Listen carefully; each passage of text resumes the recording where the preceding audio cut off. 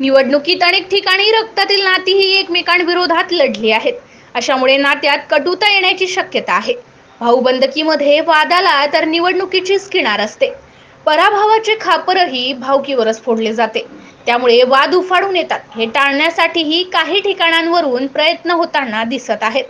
यामध्ये बुलढाणा लोकसभेचे महाविकास आघाडीचे उमेदवार प्राध्यापक नरेंद्र खेडेकर आणि अपक्ष उमेदवार रविकांत तुपकर यांनी काल एकमेकांची गळाभेट घेत झालं इलेक्शन आता जपा रिलेशन चा नारा दिलाय.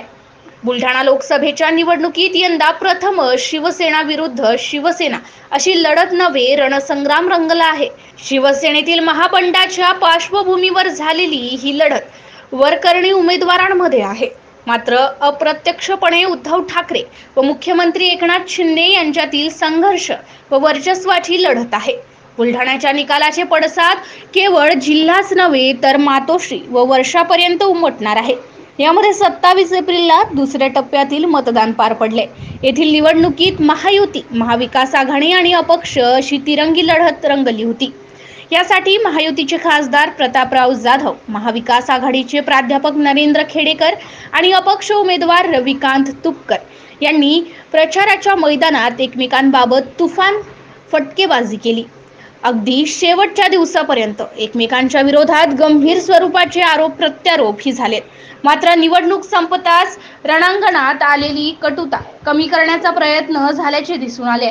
27 एप्रिलच्या रात्री 8 वाजता उंबरठा बाजारचे लोकसभा उमेदवार नरेंद्र खेडेकर यांनी बुलढाण्यातील चिखली रोडवरील अपक्ष उमेदवार रविकांत तुपकर यांचे कार्यालय गाठले.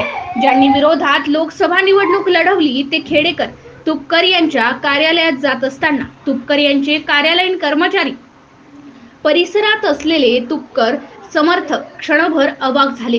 पण तुपकर यांच्या केबिनमध्ये जाताच दोघांनी कडाडून गळाभेट घेतली. झालं गेलं पार पडलं, निवडणूक संपली. आता ज्याचं जमेल त्यानं लोकसभेत शेतकऱ्यांच्या प्रश्नावर लढायचं, शेतकऱ्यांच्या प्रश्नावर एकत्र येऊन काम करायचं असा लिखित करारच या भेटीत नरेंद्र खेडेकर आणि रविकांत तुपकर यांच्यात झाला. पाहून घेईल, शिकार करीन अशा धमक्यांनी गाजलेल्या तणावपूर्ण झालेल्या लोकसभेच्या निवडणुकीतील उत्तरार्ध हा नरेंद्र खेडेकर आणि रविकांत तुपकर यांच्या दिलखुलास भेटीने राजकीय परिपक्वतेची, प्रगल्भतेचे दर्शन घडवणारा ठरलाय. MCN न्यूज मराठी करिता रवींद्र शेगोकार, बुलढाणा.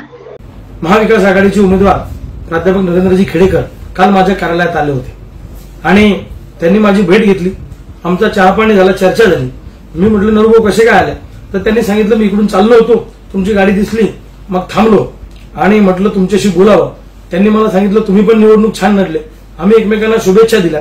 ही सुसंस्कृत राजकारणाचं लक्षण आहे.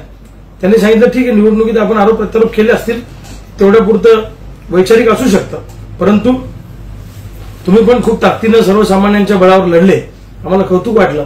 अशा पद्धतीच्या भावना त्यांनी त्या ठिकाणी व्यक्त केल्या. आणि शेतीच्या प्रश्नावर काही असेल, निवडणुकीचा निकाल काही लागो, आपण शेतीच्या प्रश्नावर एकत्र मिळून भविष्य काळामध्ये काम करू अशी भावना त्यांनी या ठिकाणी व्यक्त केली. ते मला चांगलं वाटलं आणि अशी भावना प्रत्येकाने ठेवली पाहिजे. निवडणूक झाली, मतभेद संपले, मनभेद संपले, एक दिलानं सगळ्यांनी पुढे आलं पाहिजे. तर याचा प्रत्यय काल प्राध्यापक नरेंद्रजी खेडेकर आणि आमच्या दोघांच्या भेटीने एक चांगला संदेश जिल्ह्याच्या राजकारणात गेला असं अनेक लोकांनी प्रतिक्रिया माझ्याजवळ व्यक्त केलेल्या आहेत. त्या भेटीचा राजकीय अर्थ कोणी लावू नका. ती भेट औपचारिक होती, नाहीतर लगेच लोकांना वाटेल की हे कसं काय झालं, काय झालं. तर असं निवडणुकीच्या काळानंतर होत असतं. त्यामुळं हे सुसंस्कृत राजकारणाचं लक्षण म्हणून त्या भेटीकडे आपण बघितलं पाहिजे.